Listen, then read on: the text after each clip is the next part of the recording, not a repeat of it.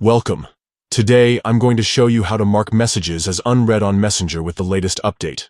This handy feature helps you keep track of important conversations you want to revisit later without forgetting them. Let's dive into the simple steps.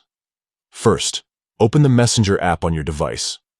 Once you're inside, go to the Chats tab where all your conversations are listed.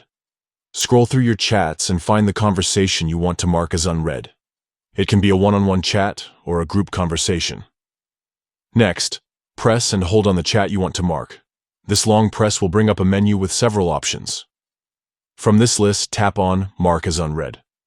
Once you do this, the chat will appear as unread, usually indicated by a bold font or a notification dot, reminding you to come back to it later. That's it. By marking a message as unread, you can easily manage your inbox and prioritize which conversations need your attention.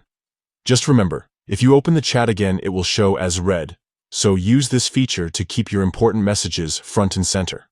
This quick and effective trick is perfect for staying organized, especially when you receive many messages daily. Now you can make sure nothing slips through the cracks. Thanks for watching, and be sure to use this tip to enhance your Messenger experience.